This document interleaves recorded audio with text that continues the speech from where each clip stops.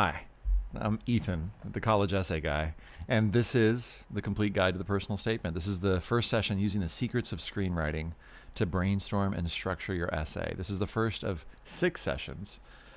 You're going to get 5, but the 6th one you're going to get emailed to you. It's like a bonus session, some advanced stuff.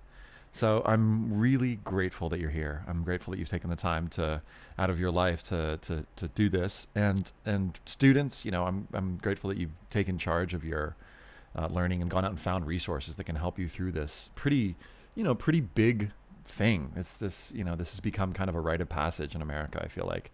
And counselors, welcome. I hope that these resources serve you and serve your students in the future.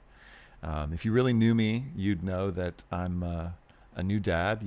I talk about this a lot. And my daughter learned to walk this week, so I'm super excited. And last night we went to a wedding down in Long Beach, and we let my daughter stay the night at someone else's house. It was my sister's house, and that was the first night where we let her stay somewhere else. And it felt like the first step in sort of like letting go, which is kind of weird to say about 11-month-old, like letting go, but that process has already begun. And so that's what I'm thinking about today. And if we had more time in person, I'd love to hear about what's going on in your life. But anyway, just letting you get to know me a little bit. Okay, here's a poem to get to know you. So you can get to know me a little bit more. Here's a poem that I really love.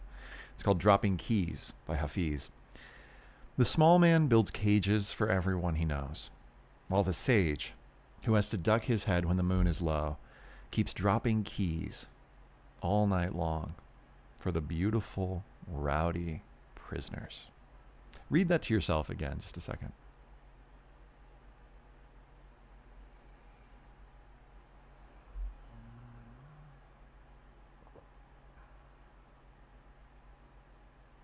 I love this poem. This poem feels like the inside of my heart. I share it because of that reason, but also because for me, this is like a litmus test for my work. I feel like when I'm not in a great headspace, not just in my work, but in life, like I'm the small man building cages for everyone, putting people in boxes, judging people. But when I'm at my best, I think I'm dropping keys. And that's what I try to do. This whole college essay guy thing is just an excuse for me to be like, hey, here's this really cool key that I found, and trying to share these keys. And we all have keys, anytime that, if you're a counselor, anytime that you're working with a student and you're saying something that you've said a million times before, like that's a key that you go to. That's like one of your master keys. But even if you're a student, like when you're with your friends and you've got some bit of knowledge or some bit of wisdom or some little casual comment or an affirmation or just listening to somebody, like can really be a key to help them open up and to find new values or new experiences. So, I'm striving to be a key dropper, and I welcome your key dropping potential through this process. Okay, so quickly, who am I? I got a bachelor's in performance studies, in acting and theater, basically at Northwestern. Went and got a master's in acting because I love acting. I still do some acting on the side as a voice actor here in Los Angeles. I got a couple counseling certificates, one at UC Irvine and one up in San Francisco at Interchange Counseling Institute, which is kind of like therapeutic techniques. This was kind of my job out of college, so I've been doing this for about 10 years. That doesn't mean that I'm 33, I'm actually 35.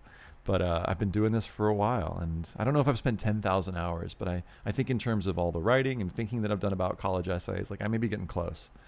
I sometimes help out at Los Angeles Leadership Academy, which is a charter school here in LA. I'm MBTI certified, which means I'm a Myers-Briggs geek. So I love talking about personality type, and that's next year. That's my next webinar. But if you go to 16personalities.com and do the free personality test, you can find out a lot about yourself that can be useful for the essay. And I got this website, College Essay Guy, and people ask me, well, why are you the college essay guy? And I'm like, because no one else was when I Googled it. So I was like, that'll be me. And there's my amazing daughter Zola with her perfectly round head. This was like at 4 or 5 months. Now she's twice as large. And I used to work at a video store. And so here's the bio for how I became the college essay guy and why I teach, how I teach, and how this whole using the secrets of screenwriting came to be. So I worked at a video store, spent tons of time watching videos, watching movies. I'd, watch a couple a day. And this was my first job. Basically, my first job was McDonald's, and then I was spending so much time at this video store. They were like, "You should probably quit McDonald's and work here." So I was like, "All right, cool." So I went from making $4.15 an hour to like $5 an hour, at Videoland. And then when I went to Northwestern, this is Northwestern University, I studied screenwriting with my best friend. And we basically fell in love, not with each other. Well, yeah, with each other. We fell in love with each other, platonically speaking. But he and I ended up falling in love with screenwriting and thought, this is it. This is our calling. This is what we should do. So we'd pull all-nighters working on these screenplay assignments in Michael Elianow's screenwriting class. And we felt like this is really it. So we went to the University of Windsor one summer, and we wrote our first screenplay. And we were right next to the Ambassador Bridge, right on the bridge that goes from the U.S. to Canada. And we wrote our first screenplay. And it was really awesome to do that. And it was a terrible script. It didn't turn out well. But we felt like we'd found our calling. So I moved to New York. I graduated a year before he did. And I was working a terrible job in Midtown Manhattan. And Ryan was applying to basically for school, for screenwriting. And he said, I'm only applying to one school. I'm applying to the best. If I don't get in, I'll go become a journalist. And I was like, and by the way, I don't recommend this, students and counselors. That we don't recommend this. Don't apply to just one school. But he did it, and he got in. He got into USC for screenwriting.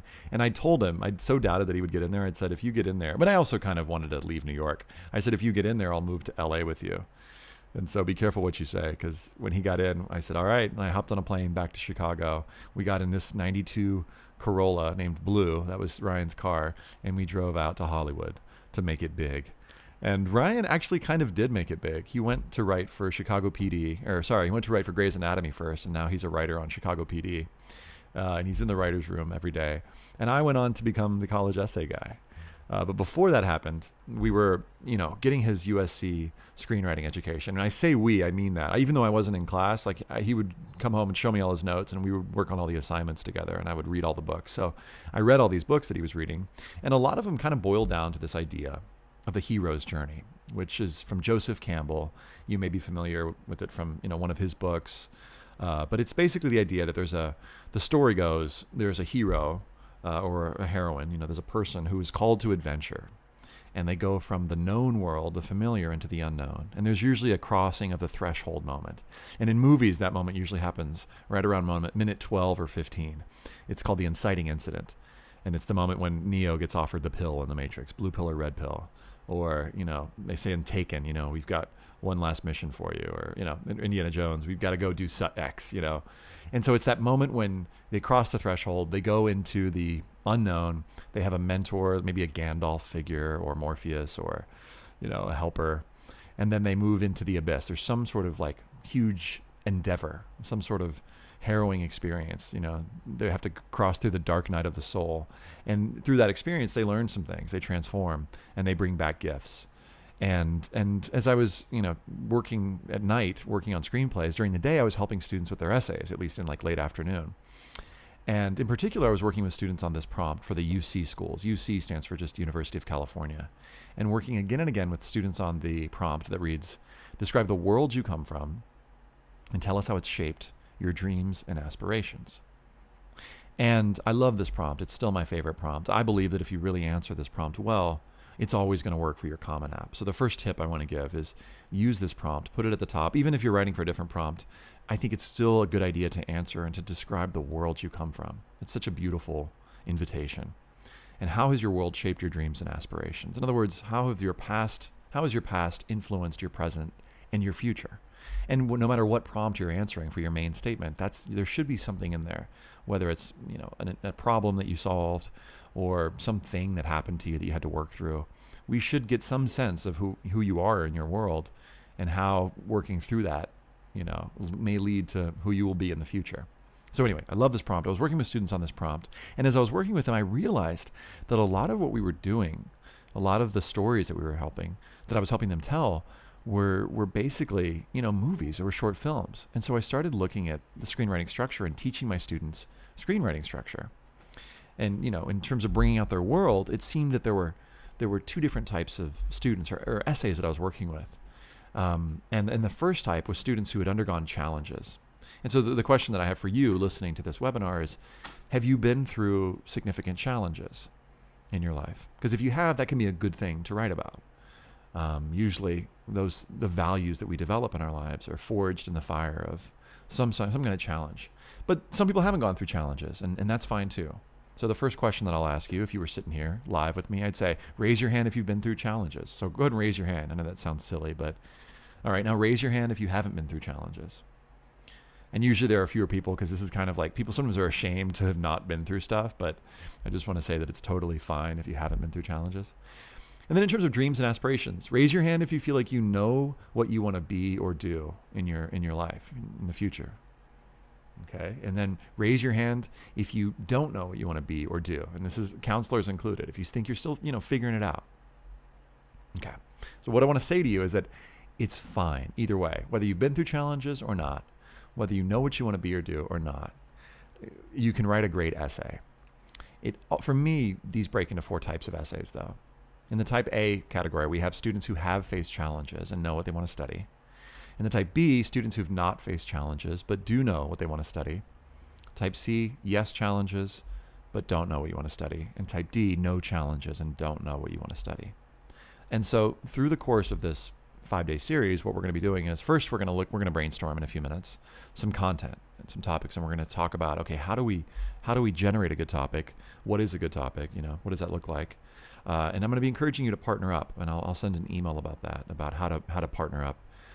And you'll work with a partner, or you can totally work on your own. I mean, most of this work, most students do end up doing a lot of this on their own anyway.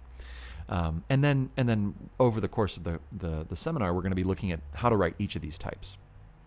So see right now, even if you're a counselor, like which of these types kind of resonates with you, A, B, C, or D?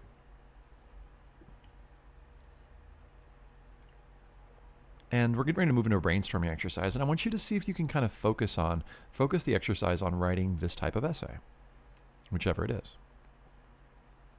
And if it's D, don't worry, have no fear, there is hope for you. So, okay, let's do this objects exercise. And some of you have done this. In fact, some of you probably are here because of this objects exercise. You heard about it and you're like, oh, this is kind of cool. But I want you to do it, whether you're a counselor or a student, or even if you're a parent and you're listening on. Just do this exercise and find a piece of paper and a pen, or you can just type on your laptop or your computer and follow along here.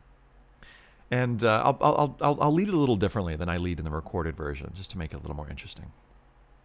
So the setup is the same. And basically, what I'm asking you to do here is to imagine a box of objects, of essence objects. And an essence object is an object that represents some important quality or something deeper and meaningful to who you are. So some of my essence objects are, I'm wearing one of them around my wrist right now. It's a green friendship bracelet that my wife gave me. And it's meaningful to me because my wife, I mean, you can kind of guess, but she's my best friend. And this bracelet represents that I've married my best friend, which is kind of awesome. Not kind of awesome, it's really awesome. And it's kind of weathered and torn because she gives it to me on my birthday every year, so it's almost a year old. And what's cool about this is that each year she makes a new one for me, and I feel like I remake that commitment to her. And that's even cooler to me than the wedding ring I'm wearing, because it's like, it's like a remarriage every birthday, and that feels really awesome. So I would put like my frayed green friendship bracelet that Veronica gave me. Like that would go on my objects list. Another essence object, this is not on the recorded version that you've maybe heard, but I used to have these mala beads. Mala beads are like prayer beads, basically. And I used to wear them, and I would, use them when I would meditate sometimes. And they represented to me like groundedness and calm. And, my wife and I had a baby 10, 11 months ago. And one day I'm holding my daughter, and she used to like to chew on the mala beads, and she just yanks them. And suddenly, and I'm in the kitchen, they just go everywhere. And like the mala beads just splash everywhere. And so it represented to me like this metaphor for like how I had this sense of calm and groundedness. And then a little 5-month-old just took it with one finger and was like, here's what we can do with that. So I would put a handful of mala beads representing my, representing my sanity or my calm, like totally needing to be reinvented and put back together again. So you kind of get what I'm doing here. They don't all have to be like deep metaphors. I spent some time thinking about those, but they could be like, barbecue sauce, which I put on everything. I love barbecue sauce. Or the movie Amélie. I love the French film Amélie. It's just beautiful film. Or for me, the book Nonviolent Communication taps into so many things. It's a book that I just really love, and I really want to explore. That's probably the next big thing that I'll explore in my life in terms of like in continuing education. So what are some of your essence objects? Just start making a list. Maybe you've started already, but I'm just going to throw out some ideas for you. And if you want to put like a little music on in the background, that's totally cool. But what's a book that you really love and really is meaningful to you? Or What's a movie that really makes you laugh? We'll spend just about, 8 or so minutes doing this. What's an amazing taste? Something that just, you love it. For me, it's Peruvian food. That's why my wife and I decided to get married at a Peruvian restaurant. So lomo saltado would go on my list. Or what's a food that reminds you of your family?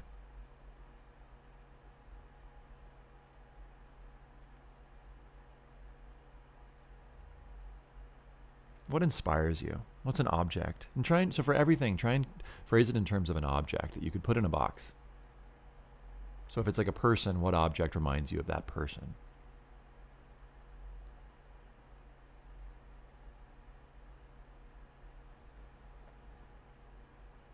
What's something that you love to do? What object represents it? See if you can come up with an unusual object too. So if it's like tennis, like something other than a tennis racket or tennis ball, but like, what's something that represents something that you love to do? I mean, you can put tennis racket or tennis ball, that's fine.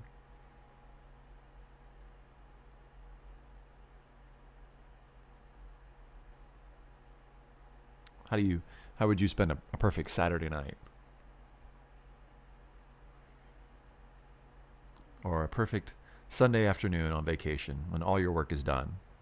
How do you spend your time? What would your object be to represent that?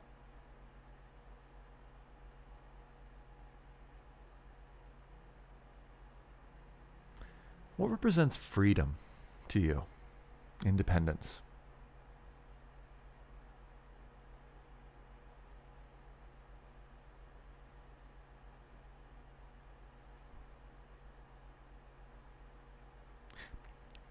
Some of you have been through challenges. What object represents a challenge that you've been through, some difficulty that you faced?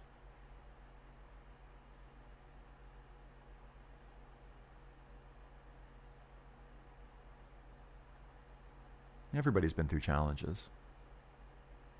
Think of one thing that's challenged you in your life. It doesn't have to be something monumental. You don't have to compare yourself to other people, but what's something that's been difficult for you?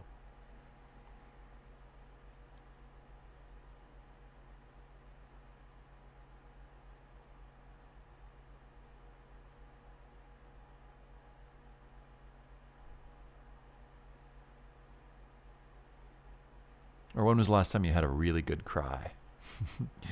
One of those cries that kind of invites that sob of like that, you know what I'm talking about. What mattered to you so much that it invited that sort of, or evoked that sort of emotion, brought those sort of sobs out of you?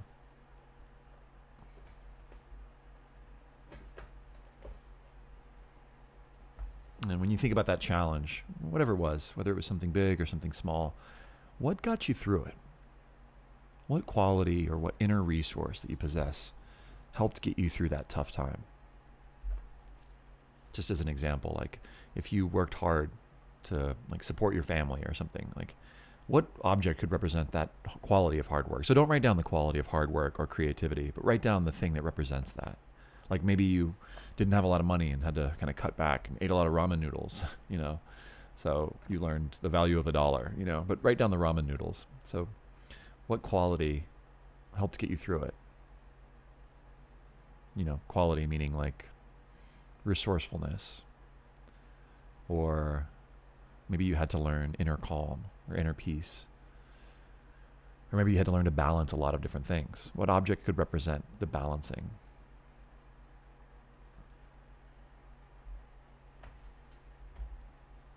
Or did you feel like you had to become a kind of superhero? What superhero? I don't know how you put that in terms of an object, like put him on a keychain or her on a keychain. What qualities brought you through the tough times?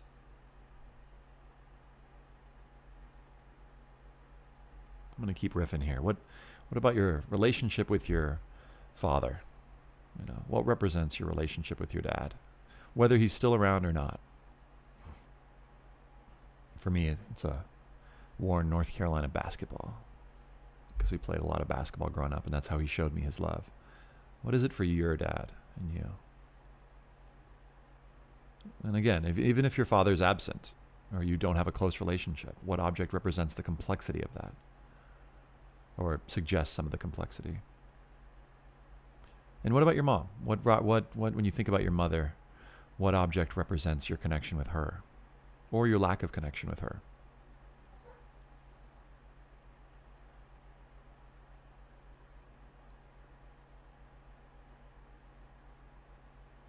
And what about your best friend? What object represents your best friend?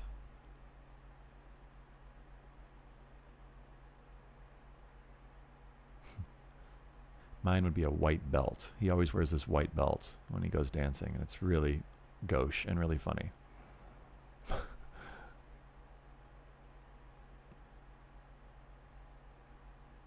Now I'm going to pepper you with a few more as we're going to spend a couple more minutes on this. What are some what's a guilty pleasure that you have?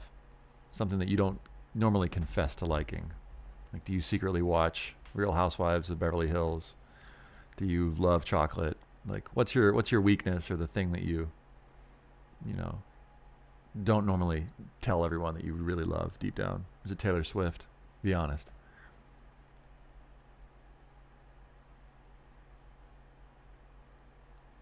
One of my guilty pleasures is Dr. Mario. I love playing Dr. Mario in Tetris.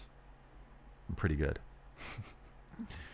What else? What is a secret you have? What's something that you haven't really told a lot of people? Something you kind of keep to yourself? How could you phrase that in terms of an object?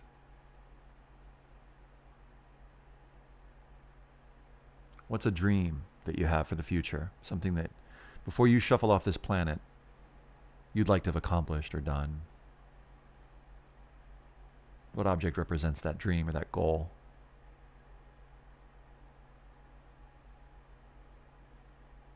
What's something that you're proud of?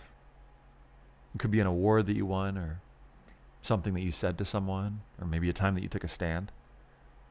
What object represents that thing that you're really proud of? What object represents to you confidence? Not just general confidence, but your own confidence. What's something that you're really good at?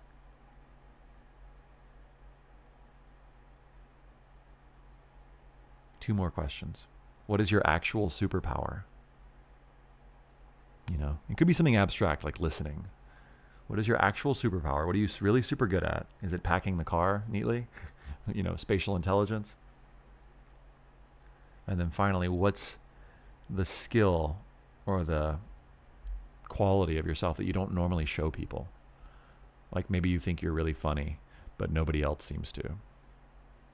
Like, what's that quality that you don't always bring out? So what's your actual superpower, and what's your, hidden quality?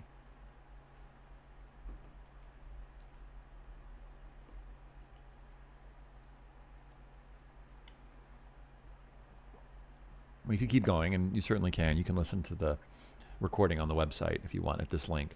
But I want to move on from this. Oh, this is what the link looks like. Brainstorm, get it? Brainstorm. Anyway, values exercise. So this is the second part of the brainstorming, and I want you to look at this values list. And you can look at this on the website at the link above, or you can look in the PDF resource, and you'll have this as well. But I want you to pick your top 10 values, and I'm only going to give you like 2 minutes to do it. So I'll leave the top half of this list for about 30 or 45 seconds, and then I'll push the button and it'll scoot down if you're just looking on the screen. What are your top 10 values for today? 2 minutes.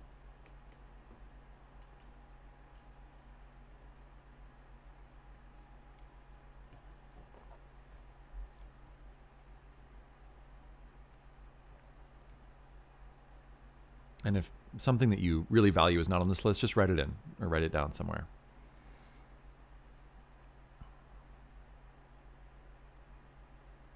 You don't have to number them. Just, check off the boxes or just write them down.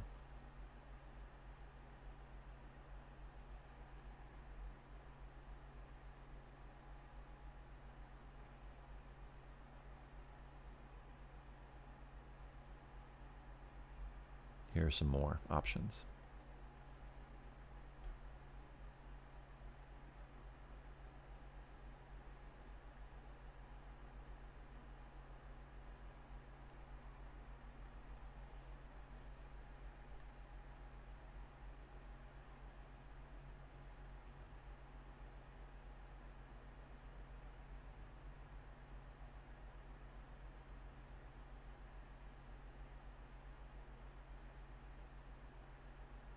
Take another maybe 30 seconds or 45 seconds for this.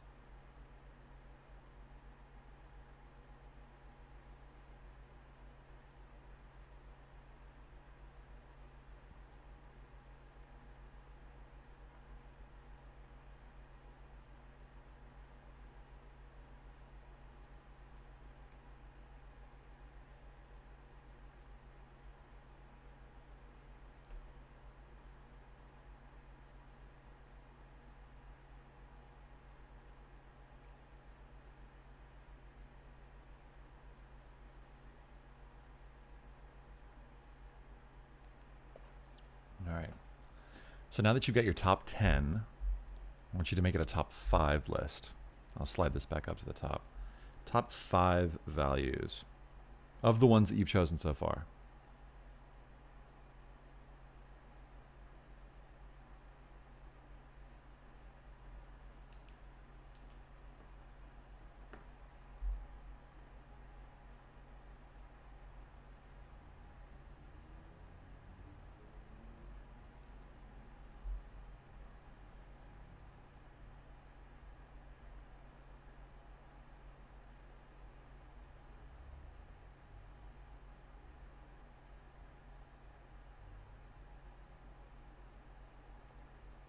Okay, you got your top 5. Now, top 3. What are your top 3 values? You only got 10 seconds.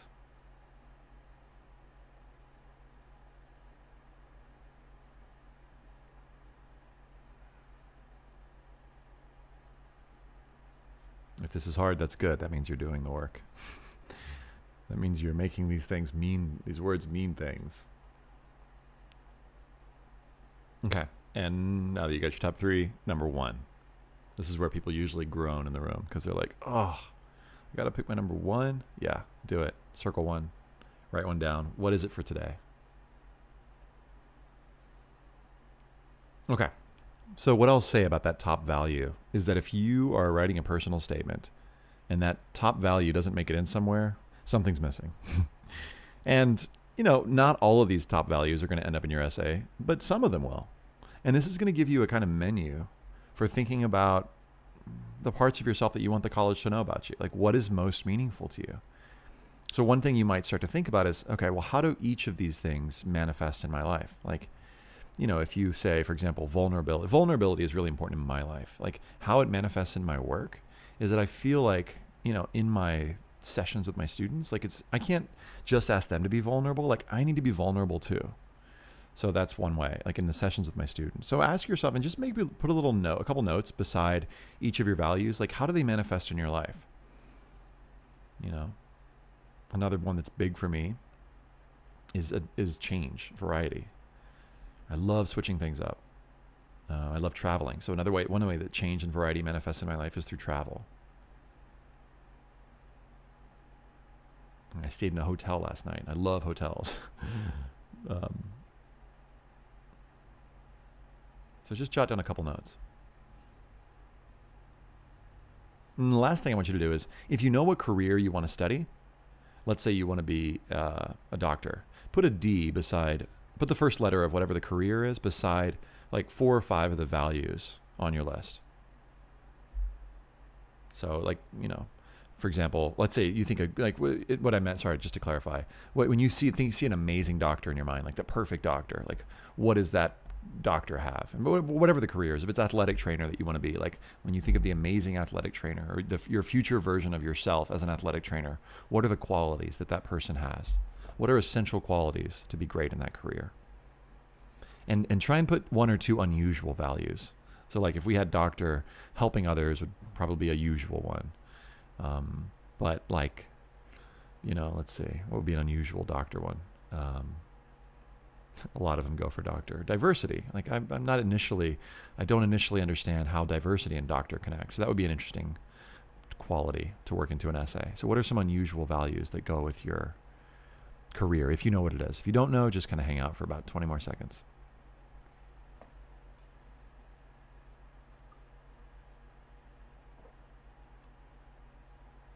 This unusual values thing is really important. It's going to come up more and more as we talk. Because I think unusual values are what make your essay stand out from all the others. When students ask me, well, it's such and such a cliche topic, well, the answer is probably yeah. But the question is, what are you doing with it? And how are you making it unusual? Are you making important and interesting connections? So, many other students will be writing about wanting to be a doctor, and many other students will be writing about tennis or that mission trip. But the question is, what unusual values did you develop? What unusual connections did you make? Okay, so what you've created in the last 10 or 12 minutes is a menu. It's a menu for writing this main essay. You're describe the world you come from. That's what your objects list is. It's basically your world. And if we were to sit down and have a conversation, and you were to just tell me about your objects, like there would be some cool stuff in there. Each one of those would lead to a story.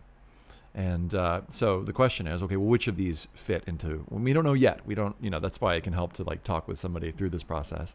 But you've got some options here. You've got some material, some fodder, and then the values I think can really help with the end of your essay. In terms of thinking about, well, they also help with the middle, based on the experiences you've had in your life, let's say you've been through challenges, it's helped to shape your values. And your values will also shape your career, right? Like we get into a career not because it's the be all end all, but because I believe we choose a certain career because it helps us to experience and express certain values, So anyway, we're going to talk more about that in a little bit, but let's move on. Oh, so basically let me say this. Well, I don't need to say that. I've already said it. So now that we've got some content that we've generated, let's talk about structure. I want to introduce you to two types of structure. The first is called narrative structure, and it'll be familiar to you from all these movies. And narrative structure is just telling a good story. I mean, either way, we're going to be telling a good story, but there's a particular way that stories are told in our culture. And, oftentimes in these stories, there's an outside story, which is like the kind of surface level thing, the plot that's going on. But often there's an inside story, something else that's going on. And so if you're ever wondering, how do I make my essay more deep? This is one of the ways to do it. Most deep movies that we love, or even like great action films, have an outside story and an inside story. So let me tell you what I mean by this. Like an example would be an outside story. The universe is being taken over by the forces of evil. That's the plot externally. But internally, the inside story, what the movie's really about is about a young man who must learn to believe in himself. Now, this is many movies, right? But the one I'm thinking of in particular, we're talking about Star Wars here, about learning to use the Force. He needs to develop confidence, trust himself, right? So the outside story is what the character wants to do, what he thinks is going to make, or she thinks is going to make him or her happy. But the inside story is what the character actually needs in order to evolve, become a better human, etc. Okay? So consider in your life that there have been moments and there have been experiences where you were actually pursuing what you wanted, and you weren't really tuned in at the time to what you needed. And that there was actually a separation. And that can already, and you're kind of maybe going like, what? But I mean, you've seen friends or family members who are going after one thing and you're like, oh, that's probably not best for them, right? Was there a time in your life when you were pursuing something and you were going after it for certain reasons, and then you realized actually there was this other deeper need that I was trying to meet? And we're going to do an exercise in 2 days on that. But just something to consider for right now. And the narrative structure has these elements. Status quo, which is very simply, here's how the story began. This is our starting point. It's our before shot. Inciting incident, I'm snapping my fingers because it's the moment when something happens to disrupt the status quo. And it usually launches a question that the reader, that the author, the main character in the story, has to answer. As they're trying to answer this, we raise the stakes. So in the story, we start to see why it is important for this person to overcome this problem or solve this question. Like why things become more important, more dangerous, relevant to other people in their lives. I'll give you an example in a second. And then there's a moment of truth. Sometimes it's a turning point where a character goes from pursuing her want to pursuing her need. Sometimes it's the moment when she decides to stop doing something, to quit something. Sometimes, and then this leads to a new status quo. We need to know by the end of the story that the character has changed, and we need to see that version A of the person, version 1.0 of the status quo, is different from the version B, who the student became or the person became, the new status quo. Quick example from Toy Story, the status quo, very briefly. And I know it's been a while since you've probably seen this movie. I think it was out in '94. Were some of you maybe not born then? Yeah, totally. Anyway, in status quo, we start off the movie with this guy on the right whose name is Woody, and he's best friends with this kid named Andy. And we know they're best friends because Andy writes If Andy had an essence object box, it would be, the bottom of Woody's shoe because he writes his name on it. Woody is like his best friend, and there's a montage. You got a friend in me. So the status quo is that Andy and Woody are best friends. Now, what disrupts this, and this is another way of thinking about the inciting incident, is asking the question, what is the worst thing that could happen? And the reason that's a useful question is that it can tell you what to put in your status quo. In other words, let's say you broke your ankle. If someone could read that and be like, oh, that's too bad, but kind of so what? But if we set up in the status quo that you were getting ready to go to state finals in volleyball and all your hopes are riding on this, you guys have advanced to finals the last 3 years, and you were really, really hoping to, not to be player of the year and blah, blah, blah, blah, and then you broke your ankle, then we go, oh, we get a deeper sense of why that was the worst thing that could happen to you. So status quo sets us up for the inciting incident being the worst thing that could happen. And in this case, in this world, Woody and Andy are best friends. They're linked together. The worst thing that could happen was something to come in to threaten that. And certainly what comes in is Buzz Lightyear. He comes in to threaten the relationship.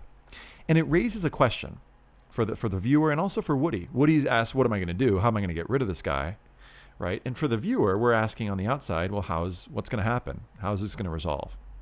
That question needs to be interesting enough to last us through the entire essay or movie. So that whatever that question is, whatever that problem is, needs to be a good one. Okay? It can't be trivial. In this case, in this story, because we're working with this want-need principle, it launches a want for Woody, which is to get rid of Buzz. But as the movie progresses, we raise the stakes, things become more and more important and dangerous. We meet the crazy neighbor kid. We start to see that actually he needs to not get rid of Buzz, but the opposite, right? To let Buzz in, to forgive him, to get over his jealousy. So we're watching this movie to see, one, will he get rid of Buzz like he wants to? And two, will he actually let him in? Because that's what he really needs to do. And that's what makes the film kind of dynamic, is that the want and the need are opposed. They're in conflict. That's what makes drama, right? Competing love for self and needing to love others and accept others. The moment of truth comes, or the climax comes, when this crazy neighbor kid that we've met along, basically ties Buzz Lightyear up. And at this moment, Woody could actually get his want. If he does nothing, if he doesn't act, Buzz is going to get exploded, and we go back to status quo. And if we did that, then the movie would be a tragedy. That's kind of what defines a tragedy, where the character doesn't go through change.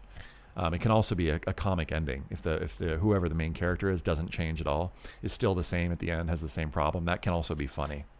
But in this case, of course, he does do something. He goes and saves Buzz, and that proves, at least in some measure, that he's gotten over his jealousy.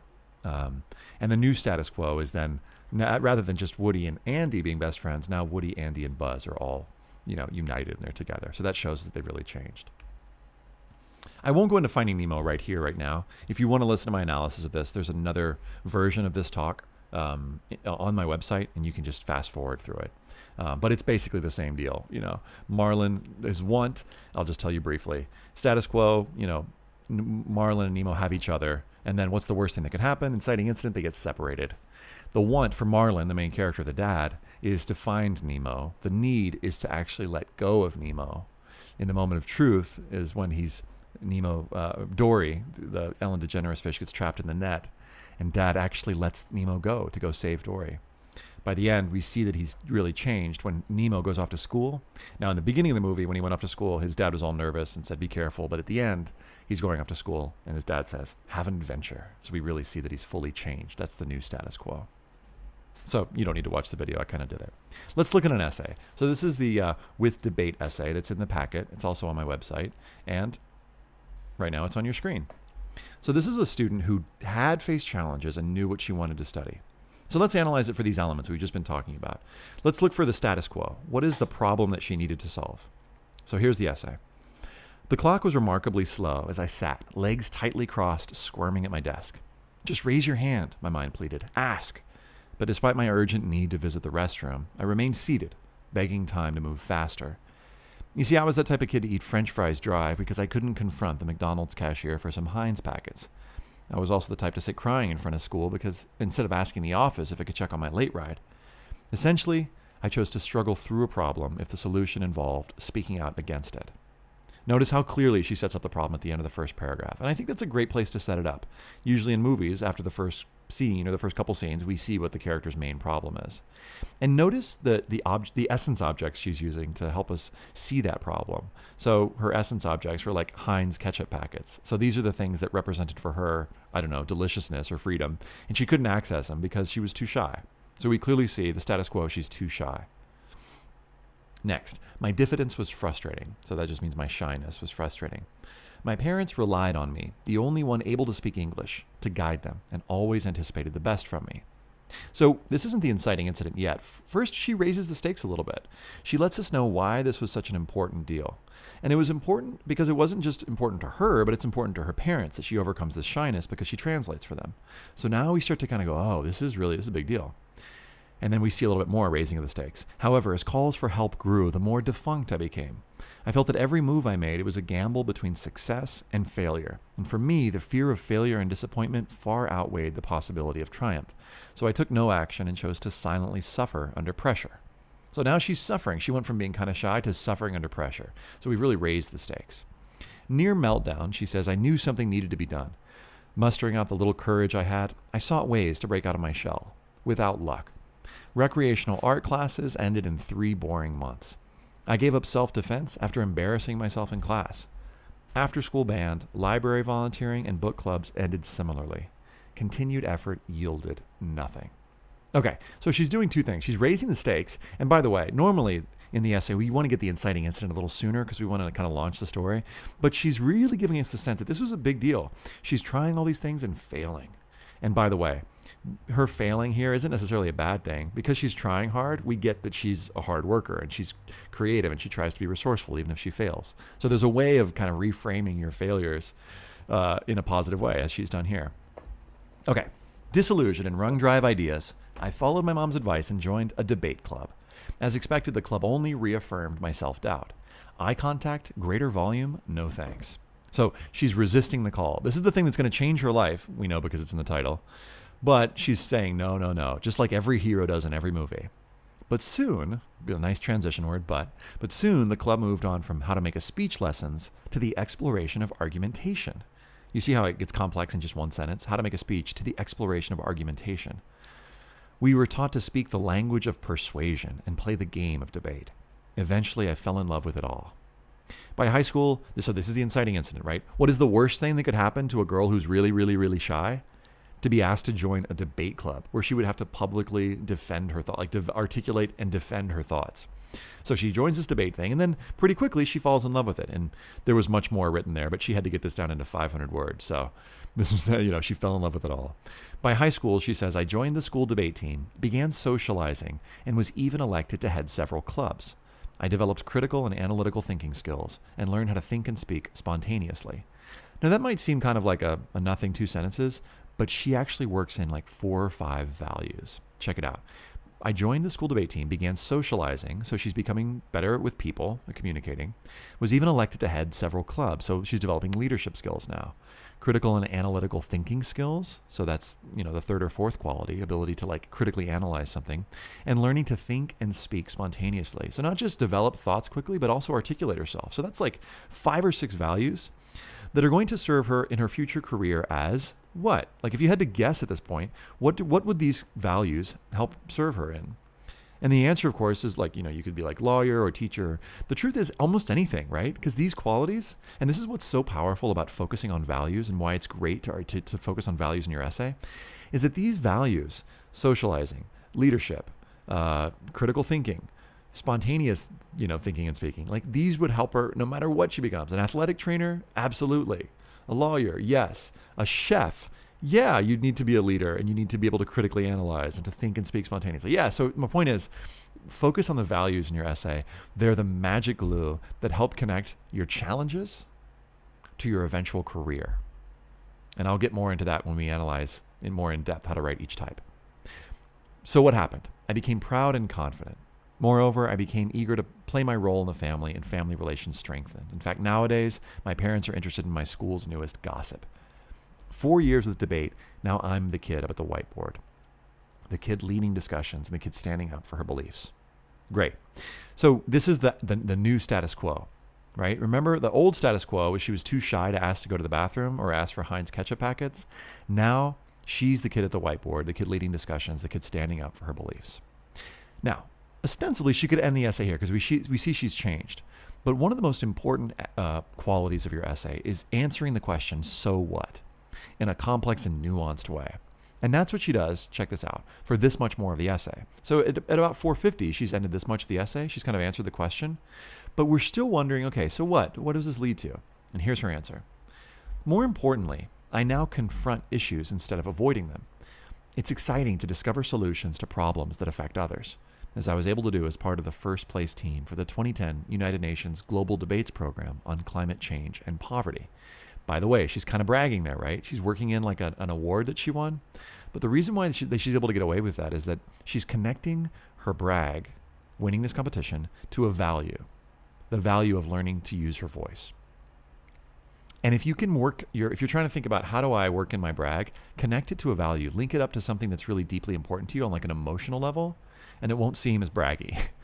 Okay, because it'll seem like you're actually doing something else with it. And it's like, oh, and that's also kind of impressive. But don't focus on just like popping in your impressive stuff. See if you can connect it to the why, like why you did it, why it's a big deal to you.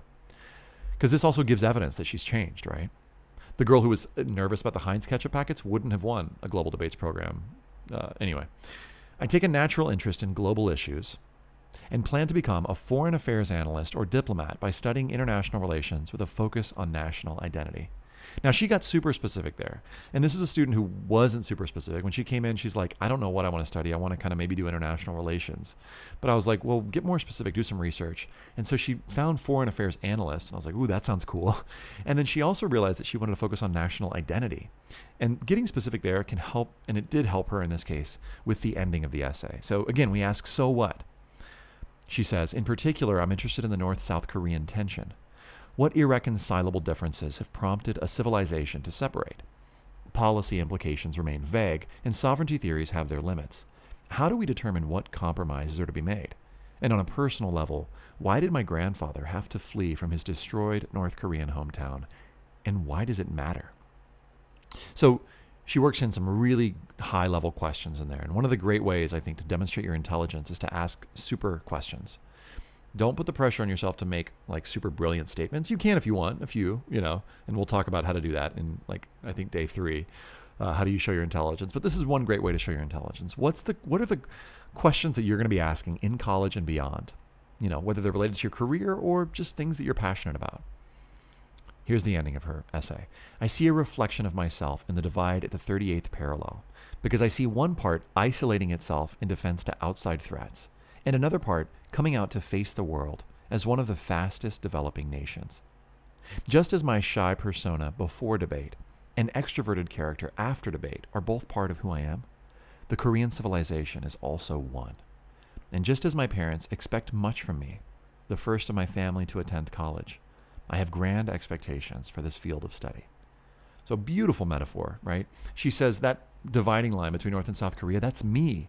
Because on the one hand, I'm really this, but I'm also this. And then at the end, she does this amazing thing where she says, because, in terms of her want and her need, what was her want? Well, her want was to get over her shyness, right? To get rid of it.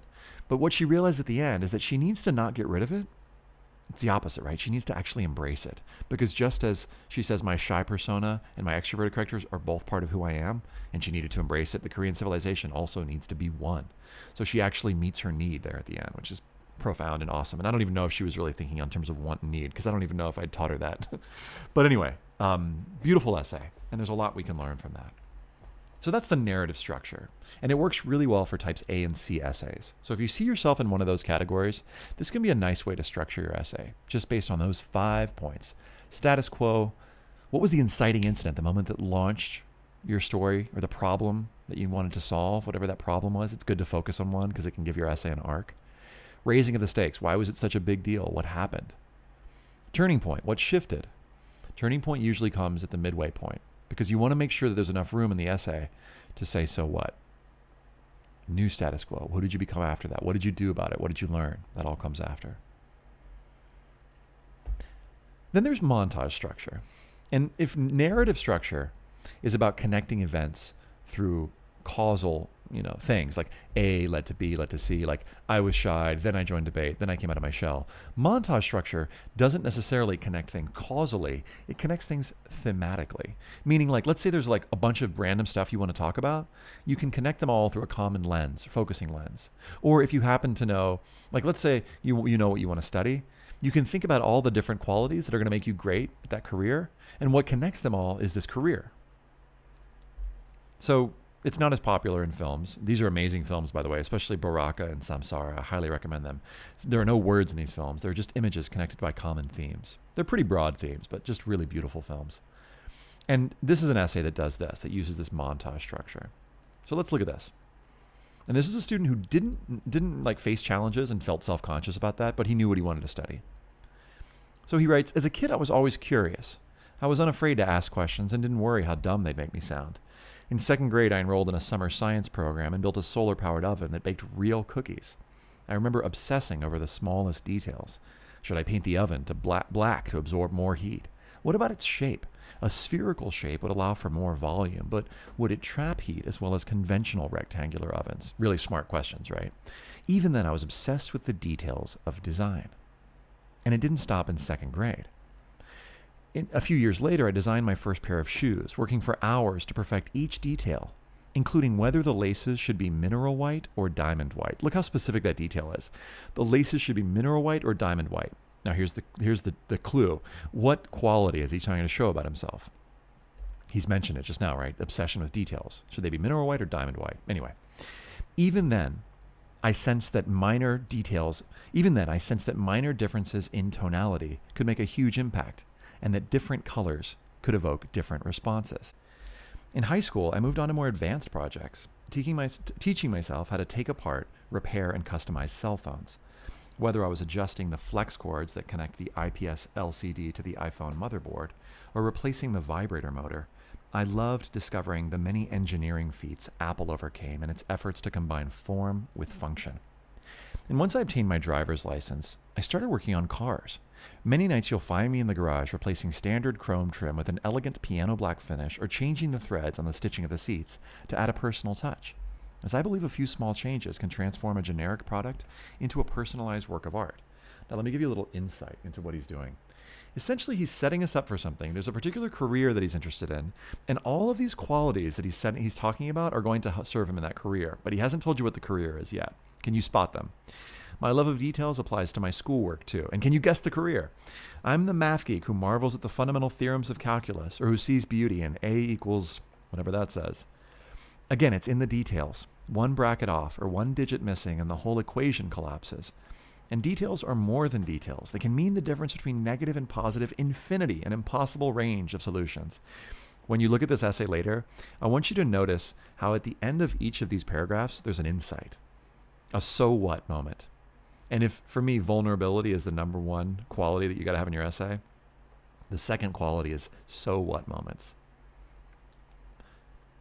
I also love sharing this appreciation with others, and I've taken it upon myself to personally eradicate mathenomophobicunfundosis, my calculus teacher's term for extreme fear of math. A small group of other students and I have devoted our after-school time to tutoring our peers in everything from pre-algebra to AP Calc BC. And I believe my fluency in Hebrew and Farsi has helped me connect with some of my school's Israeli and Iranian students. Again, notice the brag that's connected to a value, helping others. There's nothing better than seeing a student solve a difficult problem without me saying anything. Okay, so what? What does this all add up to? You probably think I want to be a designer, or maybe an engineer? Wrong. Well, kind of. Actually, I want to study endodontics, which is, I'll save you the Wikipedia lookup, a branch of dentistry that deals with the tooth pulp and the tissues surrounding the root of a tooth. As an endodontist, I'll be working to repair damaged teeth by performing precision root canals and implementing dental crowns. Sound exciting? It is to me. The fact is, it's not unlike the work I've been doing repairing cell phone circuits and modifying cars, though there is one small difference.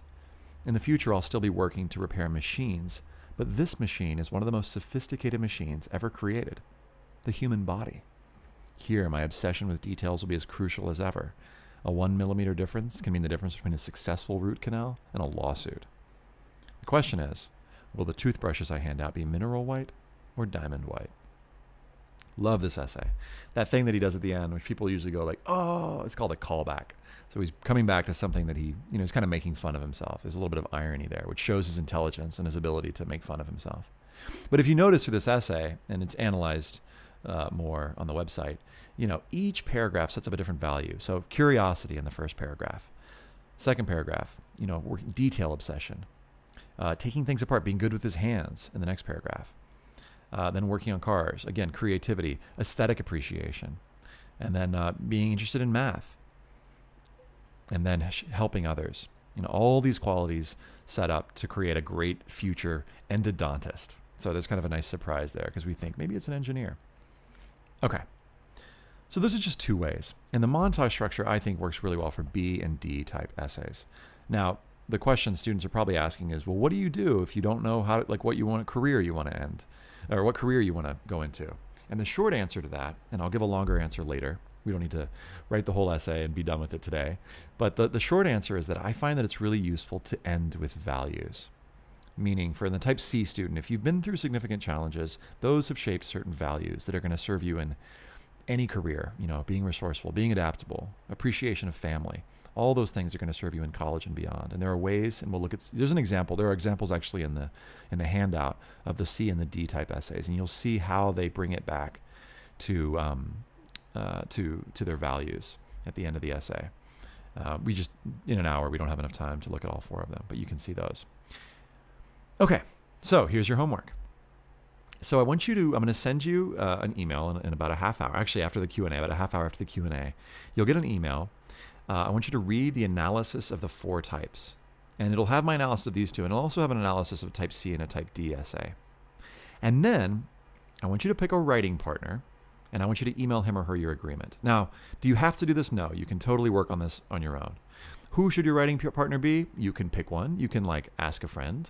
You can ask a teacher. You can ask a sibling or a parent. Or if you want, in a few minutes, when right before the Q&A, I'm going to put up a spreadsheet, and you can choose a writing partner based on saying, hey, I need a writing partner, and I'm just going to pair you up with people randomly. And then so your email, what'll happen is I'll explain it, but you'll share your email with just this one person, and you can go back and forth and do your homework assignments if you like. And what I'll say is make sure that you send that person your agreement, and that's in your PDF. It's at the end. Actually, it's not there. I'll email it to you. If you're writing an essay, meaning if you're a student, I want you to meet with your partner, and you won't meet with them in person or Skype if you can, to discuss your objects and values exercise. So you could meet in person, certainly, if somebody's local. And I want you to discuss which of the four types may work best for you. So your goal at this point is just to decide on your topic. That's your homework for tomorrow. Now, if you're freaking out and thinking, oh, I don't know how I'm going to meet with somebody, don't worry. You can do this on your own. If you're helping somebody, if you're a counselor helping somebody write an essay, try and meet with that person or that student to try this exercise out, and then discuss which of the four types might work best. We're just working to decide on a topic at this point, so there's no huge pressure. Okay? So that's all we need to do for today. Tomorrow, we're going to talk about how to outline the personal statement in an hour. Now, for some of you, it's going to be easy. You've already got your topic picked out. Some of you, it's going to take you a while to think about what do I focus on? How do I do this? And you might think, I don't know how to do it. Ethan, I need you to do it. You don't need my help to do this. I could be helpful, but I can't help, all 70 people who are on this call. So, work with somebody close by, or you can work with somebody that I pair you with in a few minutes. And, that can be really fun to also work with a stranger. Happy writing. But before I send you off to write, remember that on the website, which is right here, there's a search bar where you can type in, help. If you need more brainstorming exercises, you can just type in brainstorm into the search box, and there are more exercises. There are a bunch of free resources you can check out. Remember this free stuff page. If you haven't been there, check it out. There's a bunch of stuff there. There's basically the beginning of this, what I've shared with you, and then you'll see some more, the analysis for C and D, but that's also going to be in your PDF. If you're still struggling, this is separate from the essay, but still struggling to create a great college list, type this into the search bar. It's a great resource that not many people make use of. And then if you're trying to figure out what should I be doing right now, here's a great little PDF. So I'm just sharing some additional resources that are on the site that you may not know about. If you've got questions, you can certainly email me. Twitter, I put out a lot of material on Twitter, and my Tumblr is really fun and inspiring. So I recommend you check those out. Just like just right now, if you want, just kind of type in the Tumblr address. It's really fun. collegeessayguy.tumblr.com. A lot of people who know my website don't actually know about my Tumblr, and it's pretty rad. And then the @collegeessayguy, I probably tweet 10 or 15 times a day. So beware. But those are some extra resources. So that's it for today. And so I want to thank you. And if you need to get off the call right now, I will send you the Q&A. The webinar will be available. It's going to take me a couple hours to upload it, but we're gonna start Q&A. So if you've got questions, go ahead and type them in the box. While some of you are doing that, I'm going to stop sharing my screen, and I'm going to share with you the spreadsheet where you can find a partner if you want a writing partner. So go ahead and type questions in the chat box. We'll spend the next 25 or 30 minutes doing questions, and they can be specific. It's totally cool. I'll be quiet for a minute or two, just to give you time to think of your questions. Sometimes when I do questions and I launch immediately into answering questions, people don't have time to think of theirs. So I'm just going to be quiet for like 45 seconds while you think of questions.